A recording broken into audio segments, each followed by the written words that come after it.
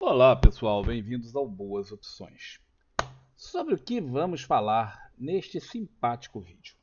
Neste simpático vídeo, nós vamos insistir com vocês sobre a necessidade de ampliar os conhecimentos que nós temos. Você não pode se limitar aos conhecimentos básicos dos básicos dos básicos e achar que com isso você vai ter sucesso no mercado por longo prazo. Não, você pode ter alguns sucessos, mas no longo prazo as chances são menores. Quanto menor o seu conhecimento, quanto mais estreito o seu conhecimento, menores as suas chances. Tá? Ampliar os horizontes, ver as coisas de uma forma mais ampla, ajuda. Ajuda e ajuda muito. Tá? Então aí na tela tem alguns dos meus livros, estão disponíveis aqui. Quem se interessar pelo assunto, tem aqui. Mas o que, é que nós vamos falar? Nós vamos falar o seguinte. Uh, Análise fundamentalista é difícil. Por que é difícil? Porque é trabalhosa. Não é nem que ela seja difícil, ela é chata.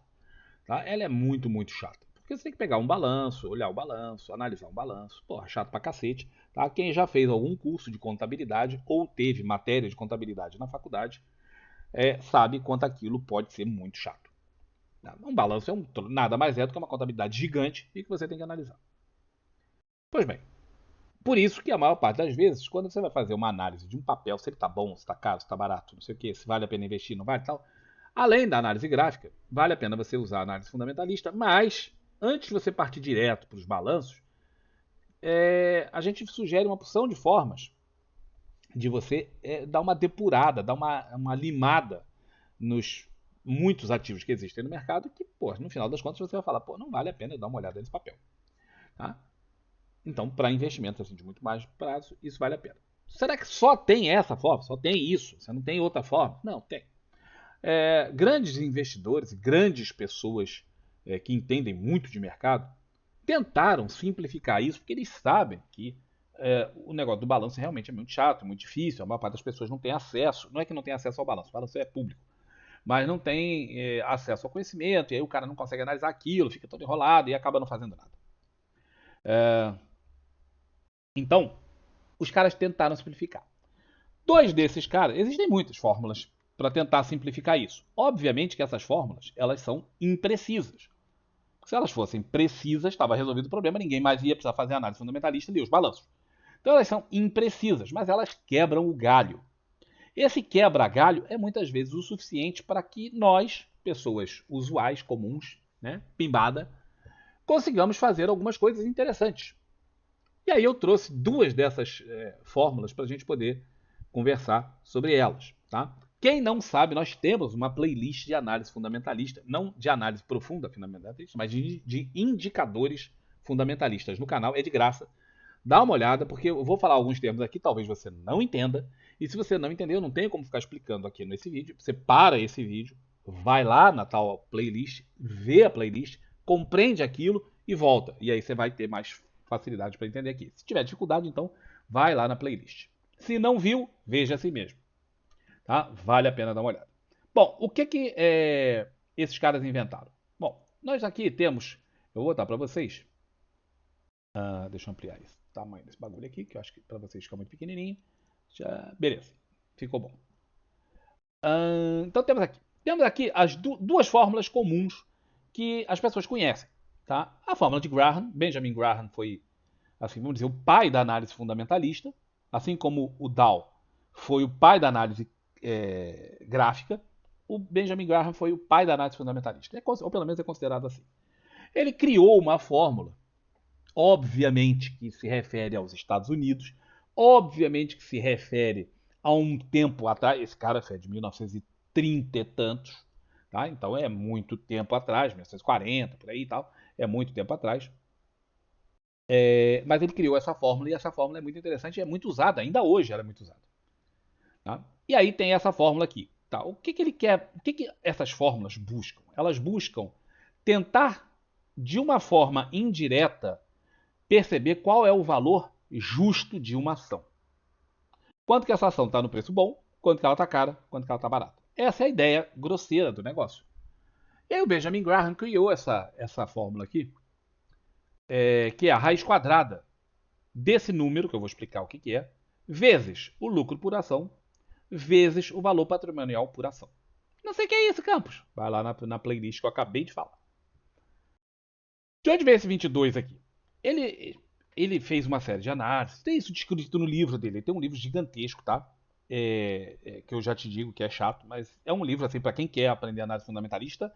É básico. É como você falar, pô, eu quero aprender a falar uma língua, você tem que estudar, né? Aqueles certos livros. Eu quero aprender matemática, tem certos livros. Tá? Quer aprender análise fundamentalista? O livro do Graham é a base de tudo. Eu acho, se eu não me engano, o Damodaran explica também no livro dele sobre isso. Tenho quase certeza, mas agora já não tenho mais certeza absoluta. Pode ser que eu esteja me confundindo. São muitos livros, são muitas coisas que a gente lê e com o tempo você vai ficando meio esquecidinho. Mas em suma, deixa eu tirar o bendito do relógio dali e voltar com o meu negócio aqui. Esse 22 aqui é o seguinte: ele fez um estudo e achou que para ele investir numa ação, o passivo, né, circulante daquela ação tinha que ser pelo menos uma vez meia menor do que o ativo circulante. Aí você fala, que cacete é isso? Tá? Para evitar ter que fazer isso aqui, para evitar ter que fazer essa conta, o passivo circulante, uma vez e meia maior do que o ativo circulante, tal. E ele também leva em conta o PL. Ele fala, eu não investi em ação com PL acima de 15. Por quê? Porque ele achava que essas ações já estavam caras. Obviamente que em 1940, 1930, 1950, lá quando o cara usava isso, as coisas eram diferentes da economia de hoje. Mudou.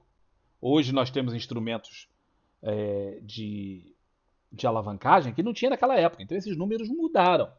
Você não pode pegar o pé da letra que o cara fala em 1940 e usar hoje. Você tem que adaptar. De qualquer forma, eu usei o número, botei o número aqui, para a gente poder fazer esta adaptação numa boa. Tá? Então você pega, mas e o tal do passivo, do não sei o que tal? Você pega o balanço, esse aqui é um balanço da Vale, é um balanço resumido da Vale, tá? Um balanço bem resumido da Vale, só tem isso aqui. O balanço não é isso aqui. O balanço é gigante, tá? E aqui tem só os itens principais do balanço. E aí você pega aqui, a primeira coisa que você tem que entender é que o ativo e o passivo têm que ser iguais. Se não forem iguais, deu zebra, porque eles têm que ser iguais, tá? Então, observe essas linhas verdes, elas têm que ser exatamente o mesmo número e são. Né? Eu, pelo menos, nunca vi um balanço que o número não batesse. Até porque eu acho que se não bater, não publica. Porque, porra, o cara vai olhar e falar, tá errado. E efetivamente tem que estar errado. Mas o primeiro item que tem abaixo do ativo total é o ativo circulante. Tá? E o primeiro item que tem abaixo do passivo é o passivo circulante. Então, é a isso aqui que ele se refere.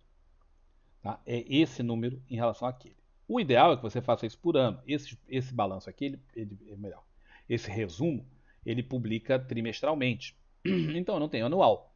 Mas dá para você tirar uma ideia pelos trimestrais, que eles não mudam assim tanto, né? Não é um troço que sai de 60 para 120. Não, há uns pulinhos, mas não é nada assim do outro mundo. E você vai ver, deixa eu botar aqui mais próximo do atual, tá? Que o passivo circulante, que é essa primeira linha abaixo da verdinha, desculpa, o ativo circulante, esse aqui é a primeira abaixo da verdinha, e o passivo circulante abaixo dessa verdinha aqui, eles têm que ser, no mínimo, uma vez e meia. E observa que a Vale não está nessa situação. O último passivo circulante dela não é uma vez e meia abaixo daquilo.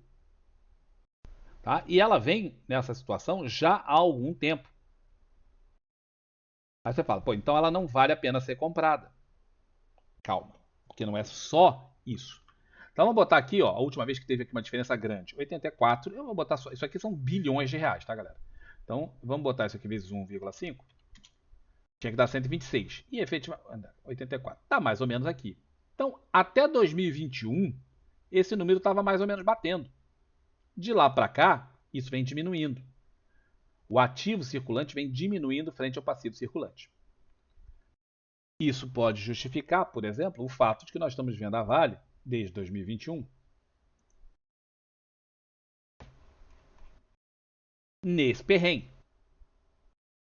Por quê? Porque isso que eu estou falando ali, obviamente que os fundamentalistas raiz, a galera que pega o balanço e vai lá ler mesmo, eles estão vendo. Os caras não são burros, nem tolos, nem estão lá fazendo aquilo de sacanagem. Né? O cara está lendo aquilo ali para valer. Então, os caras estão vendo. E é uma possibilidade, não estou dizendo que é uma certeza, mas é uma possibilidade do motivo pelo qual a Vale está nessa nhaca que não vai, não avança. Porque isso é mesmo muito importante, essa relação é muito importante. Mas não é a única coisa, tá? A gente tem também o PL, que é o outro lance dessa história que a gente estava vendo aqui. Então eu vou botar aqui, ó, o site Fundamentos, que é de graça, tá? Basta você entrar no site fundamentos.com.br, você vai dar uma olhada lá. E aqui tem o PL. O PL, ele tem que ser abaixo de 15, lembra que eu falei? Abaixo de 15? Pois é, ele está em 5. Aí você fala, pô, 5 é muito ou é pouco? Vamos ver, aqui não tem gráfico, mas no Status Invest tem. Vamos no statusinvest.com. Então, esse aqui não tem um gráfico para eu acompanhar, eu teria que olhar o passado. Eu não estou com saco de olhar o passado, então eu vou ver aqui nesse outro que tem um gráfico. Que negócio, analista gráfico, gosta de gráfico. Né? Fazer o quê? Tá aqui o PL, mesmo número, mesma coisa, mas aqui, se você clicar nesse bagulhetezinho aqui, ó, você vai ver que tem um gráficozinho. Pau. Clica no gráfico. Só um minutinho que o troço tá enrolado. Não tá funcionando. Funciona, compadre. É só apertar o botãozinho. Vai lá. Pois é. Tá de sacanagem. Espera um minutinho que eu vou tentar ver se pausando o vídeo o troço funciona. Tadá! Nada como recarregar a página. Bom, então recarregamos a página e aí nós temos aqui o PL histórico da Vale em vários anos. Tá? Observe que tem aqui um número absurdo. Isso aqui não sei porquê, né? Mas não é uma coisa muito interessante, é uma coisa absurda. Se você descontar esse número, tá? Esquece, isso aqui é uma coisa muito isolada, você vai ver que ele gira em torno de 5, 4, 3, 17. Teve uma fase que foi aqui até negativa, depois voltou 10,5. A Vale é um ativo cíclico, galera. Então, eventualmente, ela vai dar esses problemas. 10, 10 e pouco, tal. Então, o PL da Vale sempre teve, pelo menos recentemente, em números muito saudáveis dentro daquilo que o Graham falava de PL até 15. Olha, já vou deixar isso aqui na tela porque a gente vai usar daqui a pouquinho. Voltando lá no bagulho do cara, você tem que o PL tem que ser abaixo de 15 e o passivo circulante, idealmente, acima de 1,25. Ou melhor, de 1,5. E é daí que vem o tal número. Se você multiplicar 1,5 por 1,5, você tem os tais 22,5 que estão ali. Tá? É 15, né? Não era 1,5 por 1,5. É 1,5 por 15. Tem os tais 22,5 do cara. Pô, eu sou obrigado a aceitar isso? Não. Você pode ajustar isso aqui da forma que você achar melhor. Essa é a fórmula do sujeito. Você não é obrigado a seguir exatamente igual. Eu botei aqui para a gente primeiro ter essa noção. Certo? Então tá explicado esse lado de cá. Um outro caboclo, esse aqui, nacional, o Barsi. Ele é um cara que escreveu um livro muito interessante, tá? Barsi não, rapaz. Eu botei Barsi aqui, não é Barsi, é Bazin. Bazin. Desculpa aí, ó. Bazin. O cara já até morreu e eu tô errando o nome dele. O Décio Bazin escreveu um livro, muito tempo atrás, chamado Faça a Fortuna com Ações, antes que seja tarde. É um bom livro, tá? É um bom livro. Eu recomendo, tá? Ele entra, tem muita história, muito blá blá blá, tal. Ele conta aqui as histórias da bolsa, é bem legal assim para quem gosta de mercado. Eu acho interessante. E no meio dessa pataquada toda, ele explica o método dele, de como ele fez fortuna investindo. Ele era um jornalista, foi investindo e ficou rico, muito rico, com o negócio de bolsa. Então o Bazin criou um outro método. O forte dele era baseado em dividendos. Então o Bazin criou a fórmula dele que é fazer o seguinte: preço teto, assim, até esse ponto ele paga, depois disso ele não paga mais. Na ação, mesma coisa aqui, o valor justo tem o mesmo princípio, a ideia é a mesma. Ele pegava e fazia o seguinte: ele pegava a média dos dividendos pagos pela empresa em X anos. Geralmente 5. Poderia ser mais, poderia ser menos, você escolhe. Mas menos de 5 não é muito ideal. O ideal é você pegar uma empresa boa pagadora de dividendos para você fazer isso. Ah, eu esqueci de mencionar. O Graham também não investia em empresas que não fossem empresas sólidas, com elevadíssima liquidez, com boas pagadoras de dividendos, mas ele não leva em conta isso na conta, nesse cálculo dele aqui, mas tinha que ter pagamento de dividendos. Então a empresa tinha que ser sólida, não é assim, lançou e fez um IPO, vou entrar lá, faz a conta e estamos resolvidos. Não, não, não, não, não. A empresa tem que ter histórico, tem que ter história, tem que ter, né? É aquele negócio. Você tem nome na praça? Tem. Aí você vai lá ver, consultar o SPC do cara, né? Aquele negócio. O Bazinho, a mesma coisa. Ele também só trabalhava com empresas que fossem sólidas, elevada liquidez, que boas pagadoras de dividendos e de forma recorrente, tá? Então, mas o método que ele usa envolve basicamente só os dividendos. Ele pegava a média de dividendos de 5 anos ou mais, tá? Fazia essa média e dividia por 0,06. Aí você fala, de onde vem esse 0,06? Isso aqui era a taxa de juros da época do cara, de 6%. Então ele pensava o seguinte, bom, se der mais de 6% ao ano, eu estou bem. Obviamente que de lá para cá, a coisa já oscilou, já teve inflação de 100%, 70% ao mês, já teve inflação de 0% ao mês. Tá? Então as coisas já mudaram um bocado. E as taxas de juros de lá para cá mudaram um bocado. Eu botei aqui ó, o 0,06 ou a taxa de juros reais. Para isso eu fiz duas contas. Eu botei quanto é a Selic atual, nesse exato momento que eu estou gravando, e quanto é o IPCA projetado desse ano. Tá? E aí fiz uma conta aqui e botei nessa diferença. Então, eu fiz duas contas. O método original do cara, com 6%, está aqui. Se você usar a taxa de juros real atual, o valor está aqui. Certo? Então, são dois métodos diferentes que eu botei aqui só para vocês terem uma ideia. Assim como eu vou variar o valor do 22,50 do Graham, também nós podemos variar isso aqui. Beleza? Então, aí eu peguei essas 20 ações e falei, bom, vamos dar uma olhada nessas 20 ações. São ações que muita gente fala, ou que estão pelo menos na modinha ultimamente. E aí a gente viu, peguei aqui o LPA, o VPA. Onde você pega isso, Campos? Espera aí, onde você pega isso? Pega aqui, ó. Você pode pegar aqui no Status Invest, por exemplo. Tem aqui, ó. LPA, né?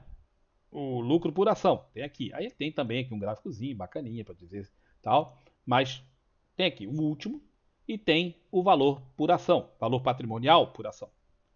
41,20. Então eu peguei esses números, botei aqui. O troço já faz a conta sozinho e botou o valor. Peguei também os dividendos. Aí você vem, onde você vai arrumar os dividendos, Campos? Fácil também. Desce aqui, ó, tem dividendos da Vale. Agrupar por ano. Não é assim que você tem que ver. Você tem que ver por ano, junto. E aí eu botei aqui os últimos 5 anos. O último, esse atual, não conta, porque o ano está pela metade. Então eu peguei só 4. Eu podia fazer aqui máximo. O problema é que tem ações naquele grupo lá que eu estou analisando que vão ter 20 anos, como a Vale, tem aqui 15, 16 anos, e tem outras que não tem. Tá? E como eu queria fazer um vídeo para explicar para vocês o método, eu resolvi pegar só 5 anos. Tá? No caso, 4 anos. E aí fiz aqui a continha tal e tá lá. Aí você pega, para o mouse aqui em cima e tem lá o resultado. 14, no ano de 2021, a Vale pagou R$ 14,64. No ano de 2022, pagou R$ 7,58. E aí você vai fazendo isso aqui. Aí você soma esse troço todo. Bota aqui. O cálculo já divide por 4, que aqui é a soma. E aqui eu botei o preço da ação na hora que eu fiz essa planilha aqui. Nesse exato momento deve estar diferente, porque tem, sei lá, uma hora que eu montei essa planilha. Então os preços já devem ter variado. Tanto faz. Bom, em suma, e agora? Bom, e agora faz essas contas todas.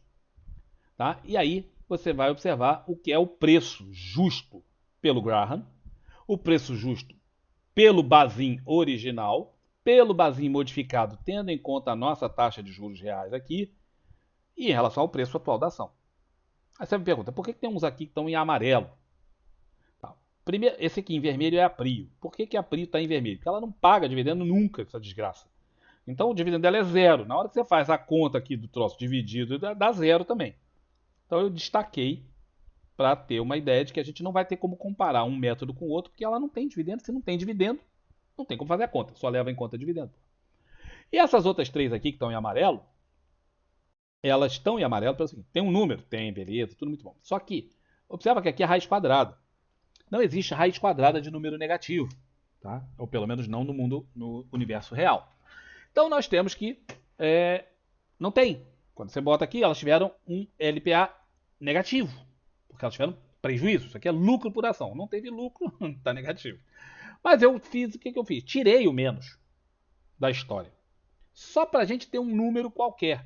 Eu podia botar isso aqui como 0,001. Posso fazer isso daqui a pouquinho e a gente muda. Mas só tirei o negativo para a gente ter um número. Observe que, se o número é negativo, obviamente que esse valor não bate.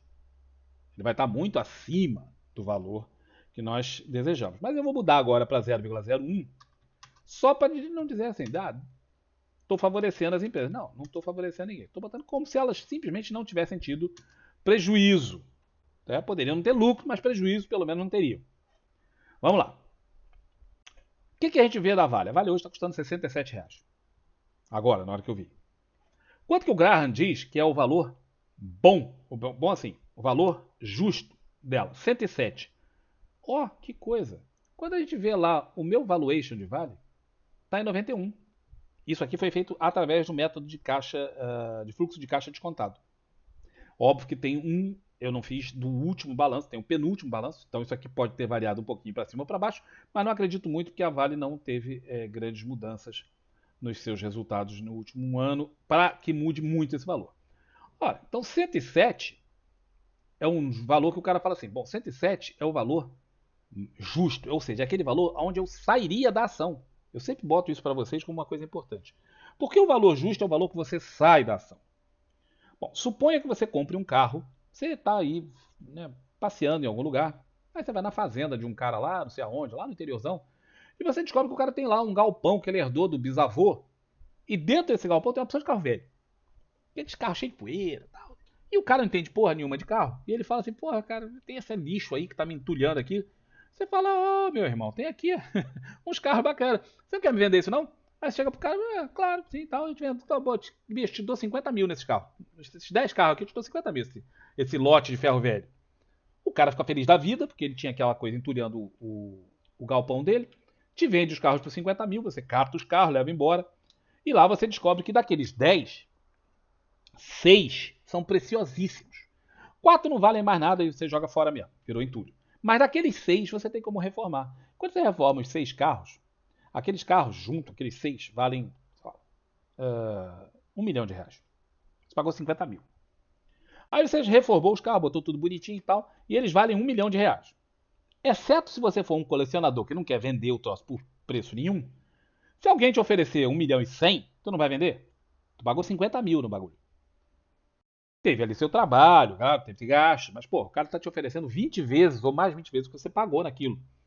Você não vai vender? Claro que eu vou vender. Né? Entrei pra fazer negócio, eu não entrei ali pra me beijar carro. Não, entrei pra fazer negócio. Então, quando o preço fica justo, o cara vende. Se é um negociante, ele vende. Ele não quer ficar com o troço. Eu não quero pegar a ação da Vale, deitar com ela, ficar agarradinho de noite fazendo conchinha com a ação da Vale. Não, eu quero vendê-la com lucro. Então eu quero comprar barato e vender caro. Ou pelo menos comprar barato e vender no preço. Então quando chega nesse preço, a galera quer sair. Quanto que está hoje? Está muito abaixo do preço. Está quanto? Está 62% do preço. Não está 62% abaixo, não. Está em 62% do preço. Ou seja, está um preço apetitoso para o investidor de longo prazo. Se os demais elementos da empresa justificarem investimento nela. Certo? Bom, aí você olha o outro método, do Bazin. E você vai falar que, pô, o valor original, usando os 6%, deu 108. Esse aqui deu 107. Cara, é muito perto. Para dois métodos que usam elementos absolutamente diferentes. E eles dão um preço muito, muito pertinho. Mais uma vez, quando esses preços baterem muito perto, você fala assim, pô, realmente isso aqui tem mais justificação. Aí você faz por juros reais, você vai ver que, considerando a taxa de juros reais que nós temos no Brasil hoje, o preço da Vale, justo, seria 81. 67 ainda é abaixo de 81, mas é bem menos abaixo do que é de 107. Então nós temos dois parâmetros para julgar. O original, de 6%, que é o que quase todo mundo usa. Tá? Se você olhar o mercado mundial de ações, você vai ver que as pessoas têm uma linha de corte em 6% ao ano de dividendos. Por quê? Porque isso dá 0,5% ao mês. E é ali que a galera faz a linha de corte, é daí para cima. Óbvio que a gente tem que adaptar um pouquinho para lá e para cá, tal, e aqui tem uma possibilidade de adaptação, não é obrigatório, não é nada, cada um sabe o que faz. É só uma sugestão para vocês pensarem no assunto. Voltando aqui à história. Então, Vale, pelo método do Graham, ela está bem barata. Não é à toa que a gente vem falando nisso há um tempão. Aí você vê Petro, que também tem uma situação boa. O valor dele para Petro é R$ 87. R$ 87. Ela está 33, ou melhor, estava 33 na hora que eu vi. É muito barato. Está só 38% do seu valor total. Quando você vai ver pelo método Bazin, está 95, que é bastante próximo de 87. Então, esses dois métodos estão dando Petro com uma possibilidade de subida gigantesca. Isso eu venho falando também com vocês há muito tempo a respeito do PL da Petro. Está muito baixo, tanto de Petro quanto de Vale.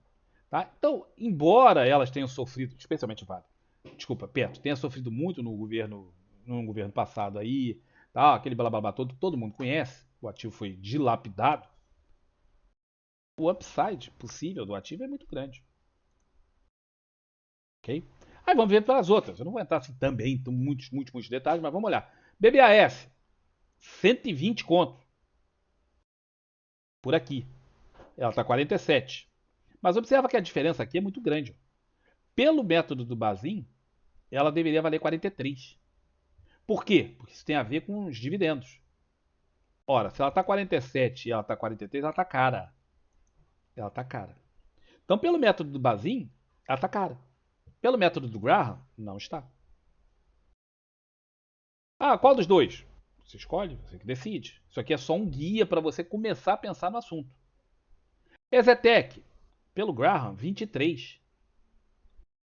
Pelo original do Bazin, 6.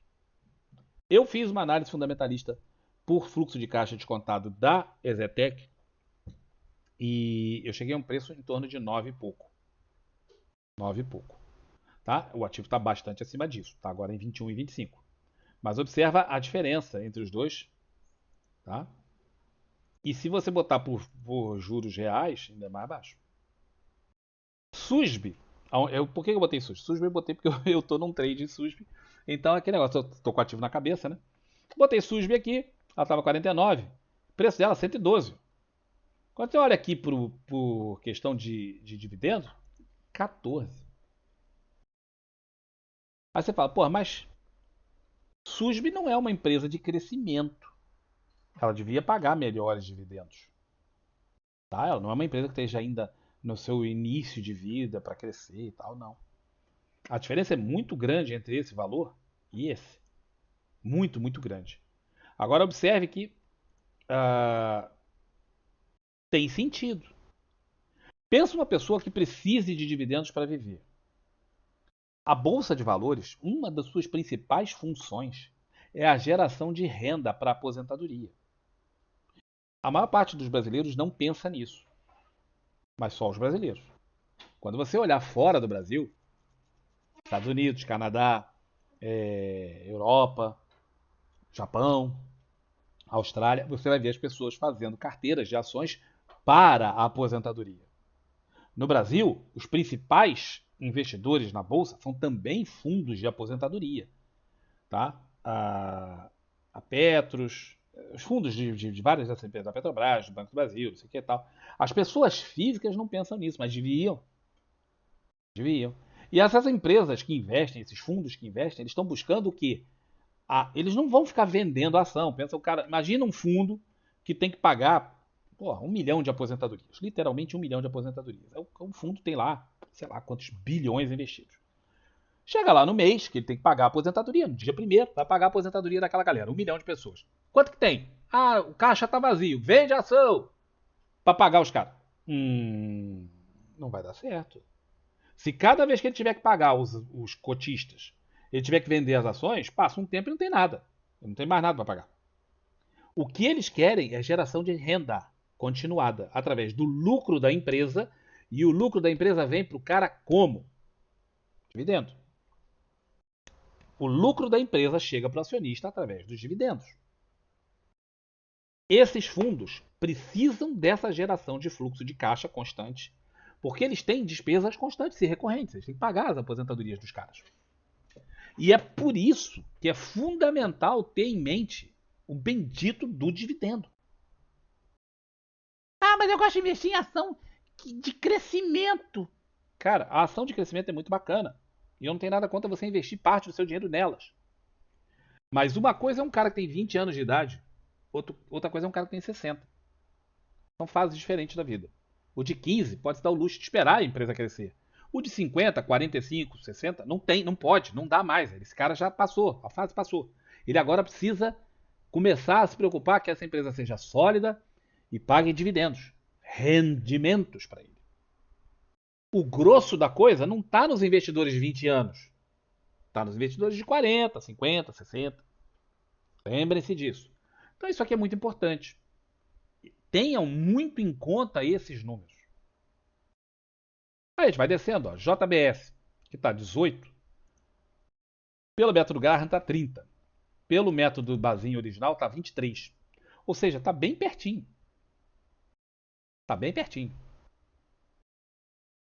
Certo? Por que essa conta aqui deu 106? Isso dividido por aquilo, 106. Estranho. Ah, tá aqui. Bom, ok, continuando. Ebiglu, aquilo que eu falei. Ela deu prejuízo. Então essa conta aqui ia dar zero. Ia dar negativo, porque não existe raiz de número negativo. Quando você bota isso aqui, o mínimo de lucro que ela podia dar, né, por ação é 0,01. Dá 0,58 centavos. O ativo está 2,49. A gente fez um valuation um tempo atrás de Emiglu, dava um e tanto. Eu fiquei desesperado quando eu fiz. Se eu não me engano, ela estava em 5. Mais ou menos em 5. Quando eu fiz esse valuation. E eu olhei e falei, porra, o troço valia 1,80, 1,70, não me lembro exatamente o número, mas era um número ridiculamente baixo. Eu falei, porra, eu devo estar errado, mas é o número, eu fiz, refiz tal. E quando você faz essa conta aqui, você vê que não está errado não. E quando você vê por fluxo de dividendo, então é menos. Óbvio que a empresa pode reverter o seu prejuízo e voltar a dar lucro. Se ela desse 1 aqui, ó, ela não está valendo muita coisa. Certo? E ela estava no negativo. Então, Prio, que é uma das queridinhas da bolsa, paga zero dividendo, certo? E ela está 47 contos e o valor aqui pelo Graham 33. Ou seja, ela está muito acima do valor. Obviamente que o Bazinho não vai dar nada, porque não tem dividendo, então ali é zero. Eu botei o zero ali para não dar erro, né? Porque ia dar erro. VEG, outra queridinha da bolsa, tá? Que tá R$ 35 agora. E eu fiz um valuation dela e dava 20 ou 18. Era um número bem mais baixo. Quando eu fiz ela estava 40 e tantos. Obviamente que eu quase fui crucificado em praça pública por falar um absurdo desse. Como assim você fala que a VEG não vale a fortuna que querem pagar por ela? Não, não vale. E aqui tem as contas que mostram que não vale. Se você olhar também, VEG não é uma boa pagadora de dividendos, mas então originalmente não seria ideal para botar aqui. Mas ela está lá, 5. YouTube tem ainda coisa para subir, bastante coisa para subir. Aqui, pelos dividendos, ela já está acima do preço ideal. Isso também pode justificar outro motivo que você veja YouTube fazendo isso.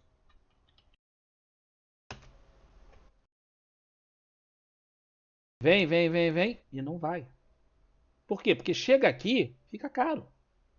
E quando chega aqui, em 23, 22, vamos ver lá na conta do cara. Quando chega ali, ó, em 23, 22, fica num preço bom. Aí os caras compram. Estão captando. A ideia é essa. Tá, e tem BBDC aqui, ó. BBDC tá 14. Pelo Graham 23. Pelo o cara original aqui do Bazin 17. Ainda tem espaço para subir.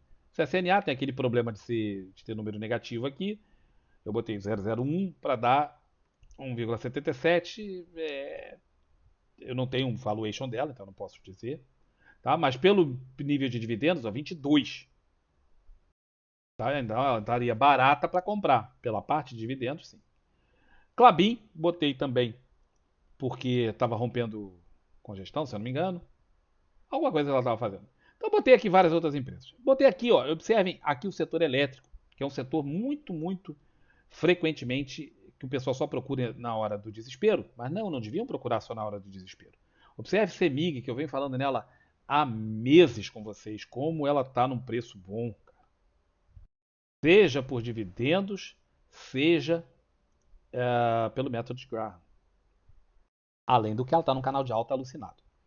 Tá? Aí aquela QTL, eu também falei outro dia, QTL tá tão caras. O pessoal, que cara, tu é burro, tu não sabe nada. Beleza, tá bom. Tá aqui o valor do cara, não é meu, muito acima do valor. E pelos dividendos, que infelizmente elas não estão pagando lá aquelas maravilhas, mas pelos dividendos ela tá, ó, o preço era 7, tá 31. Preço ideal do cara, 7, tá 31. Tá aí, basicamente no preço, pouca coisa abaixo. Tá? Agora, pelos dividendos, ela tem um potencial bom, R$ 60. BIF, pro pessoal da mesolada aqui que tá comprado, tem o Graham de 2,96, já tá 8. Tá cara pra burro. Se olhar pelos dividendos, está mais ou menos no preço. Pouquinho acima do preço. Nossa simpática IRBR. O pessoal adora falar dela. A primeira é que ela está dando prejuízo. Esse número aqui é negativo. Mas quando você bota aqui o mínimo de lucro que é possível, né? Mínimo de lucro, quanto que a ação vale? A ação tá 41, cara. A ação tá 41. Aí você fala, pô, mas no dividendo ela tá bom. Ela teve um dividendo pago em 2020, eu acho, que foi assim absurdo. Acho que foi 26. Foi absurdo. Acho que foi assim, vamos dizer, R$ 40 dividendo. E no outro ano pagou R$ 3 e não pagou mais. Não tinha pago antes, não pagou depois, foi só isso. Óbvio, quando você faz a média, continua sendo um número absurdamente alto, e aí dá esse número aqui. Mas se você adequar isso em termos de dividendos, ano a ano, não tem. Então esse número aqui é muito enganador. CMTO que está rompendo estava rompendo um pivô de alta, preço dela de 38 hoje, mas pelo Garra você olha que nenhum dos dois está dizendo que ela tem um preço muito bom. Pelo contrário, está caro. Você pode mudar esse número aqui, ó, de 22, porque você pode falar, não, 15 de PL é pouco. Eu posso aceitar um PL de, não sei, 25. Então você pega aqui, ó, 1,5 vezes 25. Você muda aquele número para 37,5. A gente pode fazer isso aqui, ó. 37,5. Observem esses números todos aqui que vão mudar, tá? Aí a gente muda os preços das ações, já que você aceita um PL muito mais alto, o valor máximo que você aceita pagar também é um número muito mais alto. E aí algumas dessas empresas que estavam muito ou justamente caras, elas ficam agora baratas. Então eu vou ficar fazendo para lá e para cá para vocês verem um, verem outro. Aí vocês podem acompanhar os números que vocês querem. Observe aqui, ó. Certo? Então esses números variam muito. Mas eu estou saindo de um PL de 15 para um PL de 25.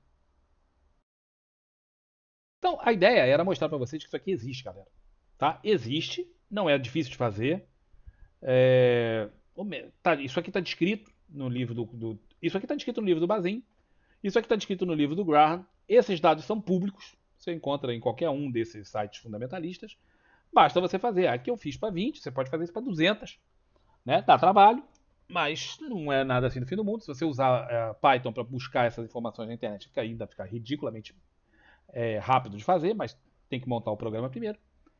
E aí, a ideia era essa: mostrar para vocês que nem tudo aquilo que parece barato está barato, nem tudo aquilo que parece que está caro, e que existem formas diferentes de ver o mercado e que vale a pena estudar isso aqui para você, antes de botar o seu precioso dinheirinho num ativo que 1 milhão de pessoas recomendam na internet, e você não tem a menor ideia de por que eles recomendam, você acha que eles recomendam porque eles querem o seu melhor para você.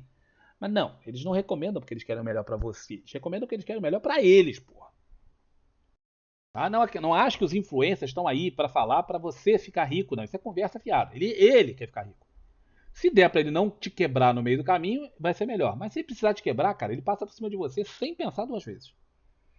Então, muito cuidado com ações famosas, ações sensacionais, ações recomendadas aqui, ali, acolá. Simplesmente faz uma tabela, começa aqui, monta, porra, bota o dinheiro, bota o troço aqui e vê. Você ainda pode fazer isso aqui comparativamente, porque esse LPA aqui eu peguei foi o último. Mas se você pegar 3 últimos anos, por exemplo, aí você pega os 3 últimos anos, monta essa mesma tabela com 3 últimos anos e você vai ver esse preço aqui fazendo um gráfico para lá e para cá, né? De 3, 4, 5 anos. E aí você vai ver, pô, o preço da ação tá aqui oscilando, sabe-se lá em quanto. E aí você vai ter que ter essas alternativas. Isso aqui é só o início de uma história para vocês continuarem. Beleza? Então é isso aí. Não se esqueçam, nossos livrinhos, clube de autores, tá? Todos eles disponíveis para vocês. Cara, vale a pena ter conhecimento. Quanto mais conhecimento você tiver, melhor. Quanto menos conhecimento você tiver, mais fácil é para o povo te enganar, mais fácil é para você se estoporar no mercado. Tá bom? Um abraço para todos vocês, até um próximo vídeo. Tchau, tchau.